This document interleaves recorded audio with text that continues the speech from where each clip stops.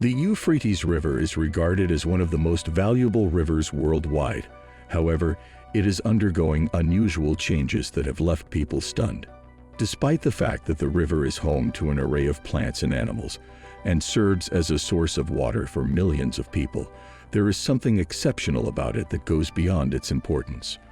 In this video, we'll explore what this is, but before we do, can you tell us which country the Euphrates River's mouth is located in? Post your answer in the comments below. The Euphrates is the longest and most significant river in Western Asia. It is one of the two defining rivers of Mesopotamia, alongside the Tigris. The river runs through Turkey, Syria, and Iraq before converging with the Tigris in the Shatt al-Arab, which subsequently flows into the Persian Gulf. The river's name may have originated from the Old Persian words Afratu and Avistan, which mean good to cross over. Alternatively, some people believe that the name Euphrates comes from the Kurdish words fair, which means wide, re, which means flowing water, and hot, which means flowing, resulting in farid, which means wide-flowing water. The Euphrates River is about 2,780 kilometers long, or 1,730 miles long. It is formed by the confluence of two branches, the Kara and Western Euphrates, rising in the Armenian highlands of eastern Turkey north of Erzurum and Murat, with the eastern part rising southwest of Mount Ararat and north of Lake Van. The river flows southeast through steep canyons and gorges in eastern Syria, with the Khabur and Balık rivers joining the Euphrates.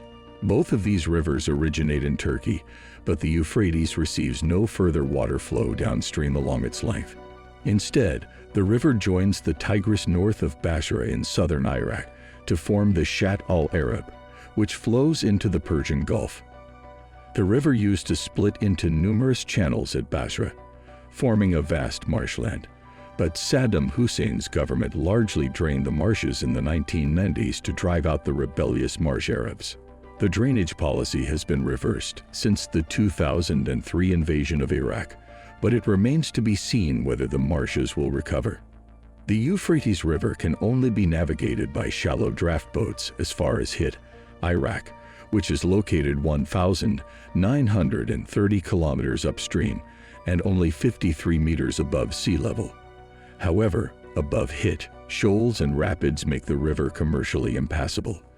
Its annual inundation caused by snowmelt in northeastern Turkey's mountains has been mitigated partly by new dams and reservoirs in the upper reaches.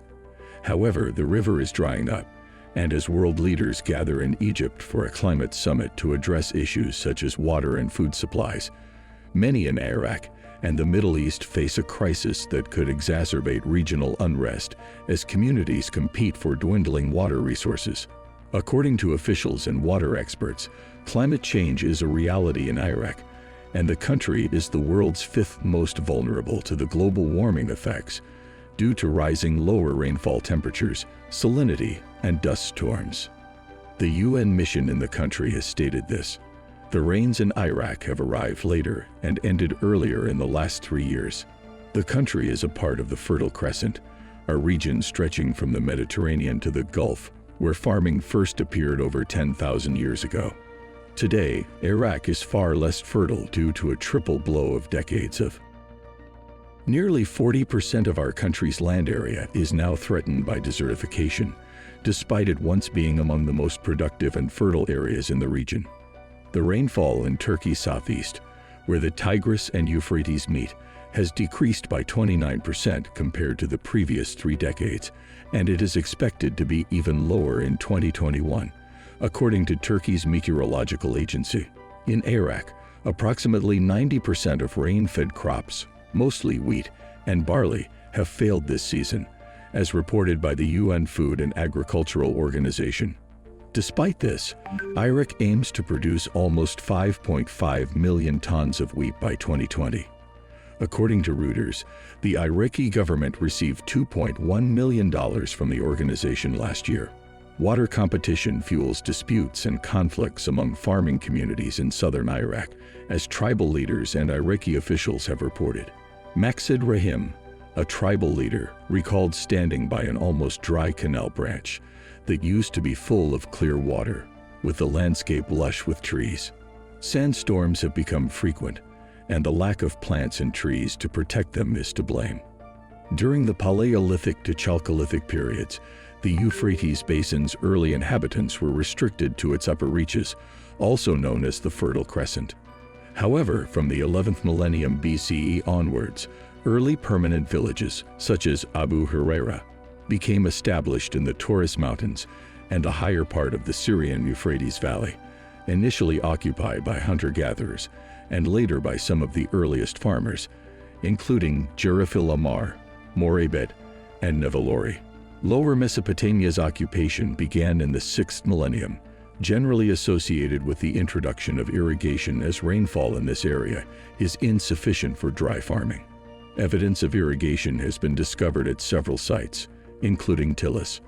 During the Jemdet Nasser and early dynastic periods, southern Mesopotamia experienced an increase in the size and number of settlements, indicating strong population growth.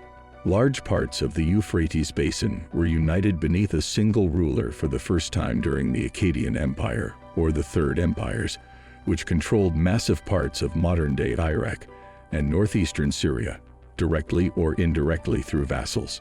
Following their demise, the Old Assyrian Empire and Mary asserted their control over northeastern Syria and northern Mesopotamia, while southern Mesopotamia was ruled by city-states such as Isin, Kish, and Larsa before being absorbed by the newly formed state of Babylonia under Hammurabi in the 18th century BCE.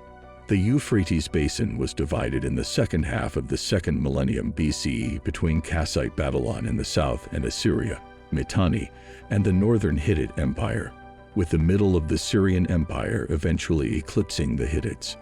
The Neo-Assyrian Empire from 935 to 605 BC eventually won this conflict and gained control of the northern Euphrates Basin. Control over the wider Euphrates Basin passed from the Neo-Assyrian Empire to the short-lived Median Empire, then to the Neo-Babylonian Empire in the 7th century BC, and finally to the Achaemenid Empire from 539 to 333 BC. In the modern era, the borders in Southwest Asia were redrawn, and the Treaty of Lausanne was signed in 1923 when the Ottoman Empire was partitioned following World War I. An agreement signed in 1946 between Turkey and Iraq required Turkey to report to Iraq on any hydraulic changes made to the Tigris-Euphrates River system and allowed Iraq to build. That's all for today. Never forget to like, comment, and share the video. And remember to subscribe to the channel.